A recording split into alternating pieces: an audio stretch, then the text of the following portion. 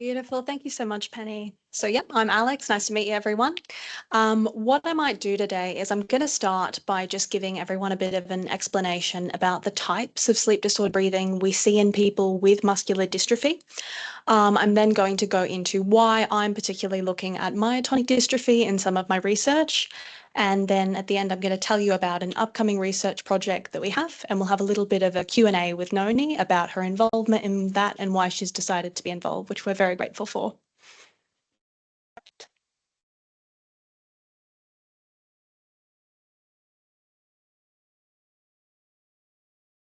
I don't know if that's going to load. So I'd just like to thank Penny as well for her earlier acknowledgement of country. Obviously, these lands have always been lands of learning and teaching, and I'd like to extend that to an acknowledgement of the Turrbal people, which were the original custodians of the land that the Prince Charles Hospital is on. Right, so a sleep breathing disorder refers to a pattern of problematic breathing during sleep that affects quality of sleep or oxygen levels overnight. The two main types of sleep disordered breathing that we see are sleep apnea and hyperventilation, which can exist together, but they also have different causes and different treatments. So sleep apnea can be obstructive, and it can be caused by a physical obstruction of the upper airway. This is more likely to happen during sleep, where the muscles of the airway are relaxed. And people with muscular dystrophy can be at greater risk of this because of weakness in the jaw and in the neck and in the facial muscles. Sleep apnea can also be central in nature. This is where the signal from the brain to the lungs to breathe can drop out during sleep, leading to pauses in this respiratory effort. Apnea might be experienced as a feeling of choking or breathlessness during the night, or it can be less obvious and experienced as morning headaches and a dry mouth or increased sleepiness during the day. Snoring is a symptom of sleep apnea, but can occur in a person who doesn't have sleep apnea. So hyperventilation is a little bit different. It's not a pause in breathing overnight, it's actually a sustained reduction in the depth of that breathing.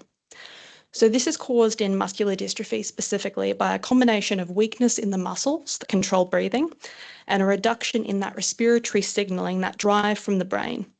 There's also a lot of other sort of condition-specific factors which work together to cause that sort of depression. Together, these changes can disrupt gas exchange. This is the process of the delivery of oxygen and the removal of carbon dioxide overnight. We see this occurring first in sleep because of the relaxation of the muscles and the effect of gravity when you're lying down. Over time, though, this can progress from the later stages and the deeper stages of REM sleep into your lighter sleep and then into daytime as that muscle weakness kind of progresses. If not treated, this condition can be quite dangerous because it leads to a toxic buildup of carbon dioxide in the blood, and it increases the chances of pneumonia and damage to the lungs over time.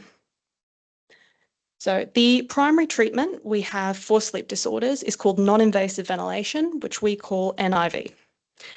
NIV is a treatment to improve breathing that involves air being delivered to the lungs through an external interface like a mask. So this is different from invasive ventilation, where air is actually delivered to the inside of the airway via a tube. The two most common types of NIV we see are CPAP and bilevel, which is called BiPAP or BiPAP commercially. Both of these are using positive pressure to deliver air, but work differently, and they're prescribed for different reasons. CPAP delivers one level of continuous pressure, thus the name CPAP for continuous positive airway pressure. This works to keep the lungs open and avoid blockages in the airway that cause pauses in that breathing overnight. Bilevel treatment, like its name suggests, has two levels of pressure. There's a higher one that is synchronized with in-breath to increase the depth, and there's a lower one for when you're breathing out. Bilevel can normalize gas exchange, while CPAP can't, so it's primarily for hyperventilation. So the decision to start on BiPAP or BiPAP is made by diagnosing hyperventilation during a sleep study or by testing daytime carbon dioxide levels in the blood. We use that with a test called arterial blood testing. Different muscular dystrophy groups will need BiPAP at different stages, and progression can be very varied. So regular testing of the lung volumes and of sleep is important. And in myotonic dystrophy, that's recommended at about 6 months. Yes, the research shows that BiPAP treatment can actually improve sleep quality, daytime sleepiness, quality of life, and even prolong life expectancy in some groups. But that research is limited and can be pretty variable. So if you're not sure, you want to look at your condition specifically. So in my research, we're particularly looking at myotonic dystrophy. Though we don't understand why yet, and this is something that we need to do more research on, we think that people living with myotonic dystrophy might find it more difficult to start and maintain use of CPAP and bilevel treatments. Our evidence for this is only in our clinical experience, but it's one of the areas I'm hoping to investigate in my PhD. To better understand how NIV is used and how patients respond in this group, we wanted to look at the previous research. However, when we started looking, we didn't find very much. And a lot of the recommendations for treatment seem to come from the experiences and advice of doctors rather than any actual hard evidence. So myotonic dystrophy being one of the most sort of common adult onset muscular dystrophies, we thought that there would be more. This led us to the larger question of how much research is there on all treatments for myotonic dystrophy? So to answer this question, we carried out a scoping review, which has recently been published in the Journal of the Neurological Sciences. So a scoping review is a piece of research where you collect and evaluate existing studies on a topic to answer the questions of how much research is there and what does that research actually cover. Seeing as we found so little research on NIV, we're interested in how much research there was on all treatments and therapies for symptoms and clinical manifestations of type 1 myotonic dystrophy in adults. A team of 4 researchers looked through 2003 records, and we found that 189 might meet our criteria. We then read all 189 studies and determined that 86 of them could be included based on our criteria. So what we found was from 1955 to 2024, there were only 86 studies that looked at treatments for symptoms of myotonic dystrophy in adults. Though the amount of studies published per every 5 years has increased over time, 86 studies is still not very much.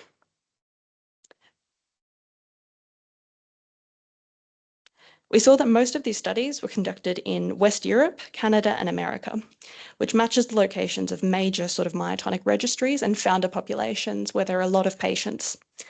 We also saw that most studies had less than 30 participants, and a third of study participants were actually mixed. So that was mixed phenotypes, that was mixed age groups, and that was even mixed with different conditions. This tells us that in myotonic research, there has historically been problems with recruiting participants, and these may have improved with increased research infrastructure like registry organisations and specialist neuromuscular clinics, or even structures like we've heard about in the first presentation today. So a lot of different treatments for symptoms were studied, and most treatments were drug medications. Interestingly, authors only reported treatments as effective in 45% of drug studies and in 76% of non-drug studies. This suggests that a fair amount of these treatments didn't produce any benefits for patients. We also wanted to look at whether the symptoms targeted in these studies matched the symptoms that were actually being reported by myotonic patients. We looked at a previous study from the US where myotonic dystrophy type 1 patients had completed a survey and reported their most burdensome symptoms. The top of the list was muscle weakness and fatigue, and we've shown these patient priorities on this figure in the blue line. On the orange line, we've shown the number of studies that looked at each symptom. As you can see, treatments for some symptoms, particularly myotonia and weakness, are well researched, but a lot of symptoms have no treatment research. This suggests that research doesn't match patient priorities and might lead to unmet treatment needs. So this study has shown us that there is very little evidence on treatments for symptoms of adult type 1 myotonic dystrophy, and the existing research is often mixed or carried out in small patient groups, which undermines its significance. There are a lot of treatments that we cannot combine to see how effective they are because they're all just so different. There are also a lot of symptoms reported important by patients that researchers have missed. And in the symptoms they have targeted, the treatment is only effective in 60% of all studies reported in these. So some of the reasons given in the literature for the lack of research in this patient group have been problems with recruitment, too much variability in the actual presentation of the disease, and problems completing study procedures. So though these likely contribute in some part, I do find that some of these justifications can be problematic because what they do is they put the onus on the patient and not the researchers to actually accommodate that participation. Going forward, we need to advocate for funding for myotonic research. We need to build more infrastructure and research tools and ask patients what they want and need when we're designing research. As we've just heard from Anthony, hopefully some of that will be addressed in these upcoming clinical trials. There has been a lot of work in myotonic dystrophy and getting these trials out there in the last couple of years, which is incredibly promising. And working with organisations like Muscular Dystrophy Queensland can be pivotal in building that research infrastructure as well.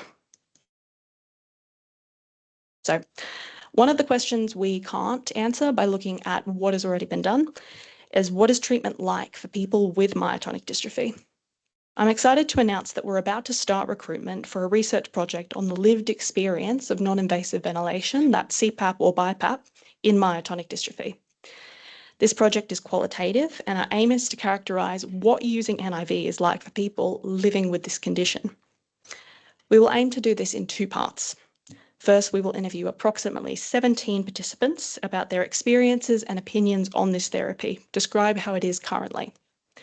Secondly, we're planning to carry out a series of focus group discussions to actually deliver some options for future research and have people have a say on their priorities there.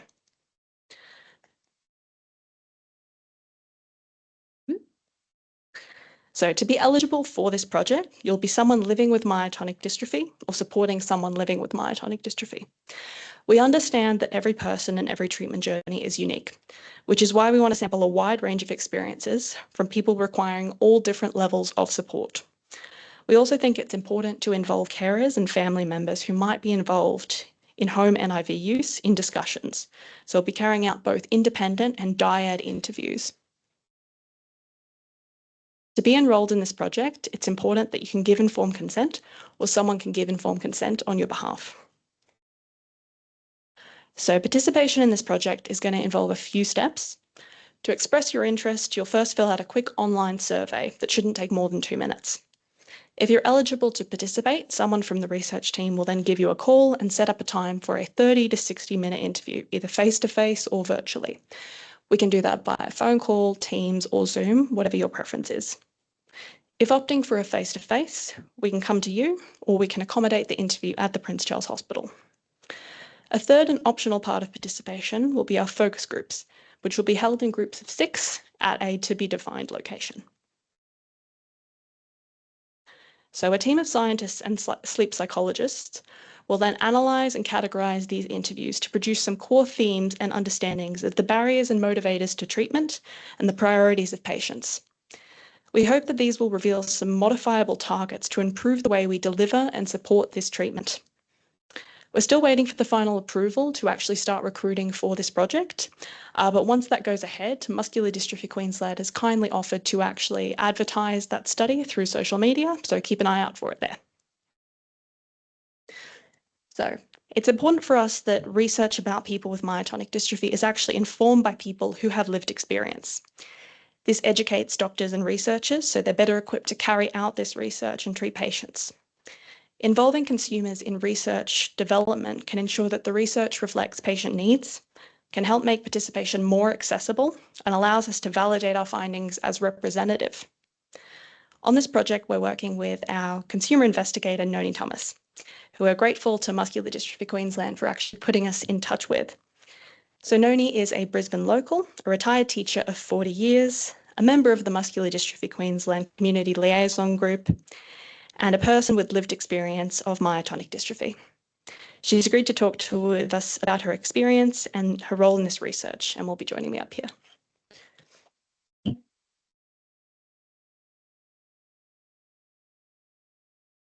Are we able to do microphones now? Sorry, guys.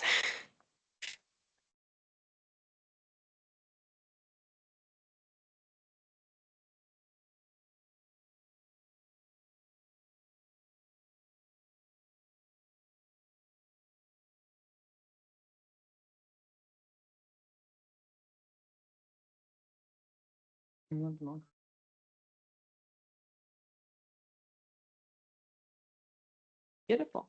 So Noni, thank you so much for being on this project. It's been incredibly valuable already. Could I get you to tell me a little bit about why you decided to be involved when we approached you? I was really find it very interesting to see some of the research that you've been presented through the different doctors today, and how much little research has been done in myotonic dystrophy.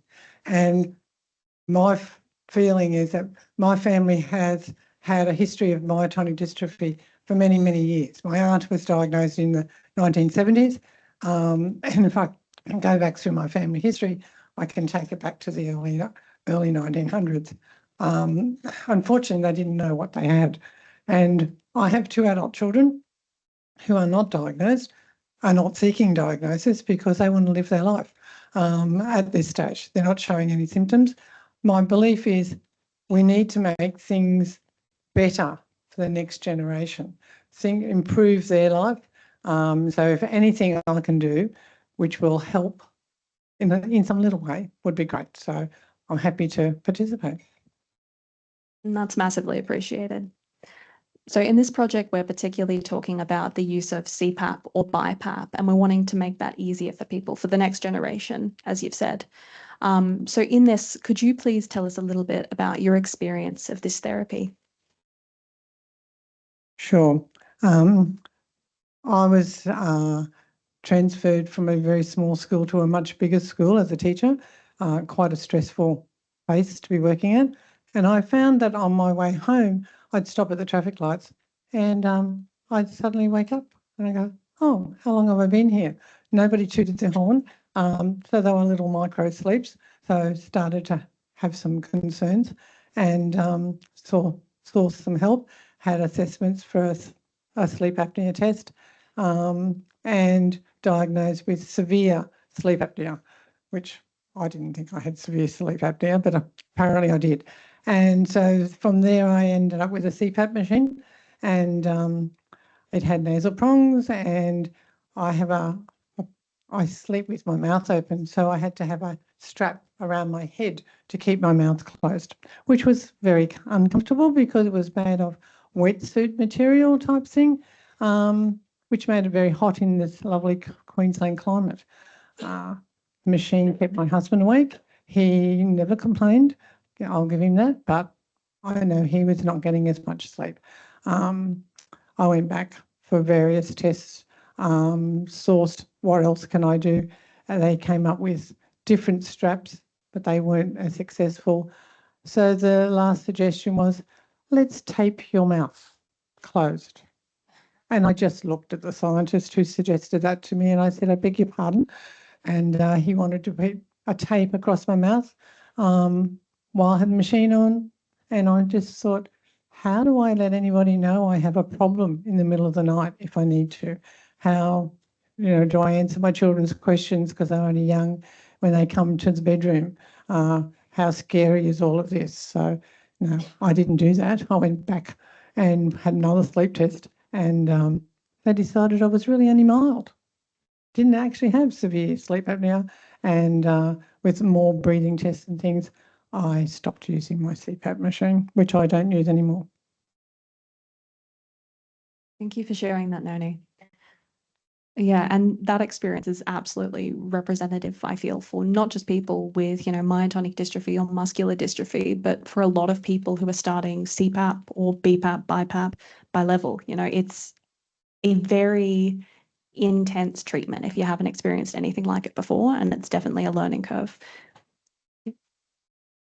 My brother also has had a diagnosis of myotonic dystrophy. He used a BiPAP machine, and he had a collapsed lung and ended up in hospital. And of course, you can't use a BiPAP machine when you are recovering from a collapsed lung surgery.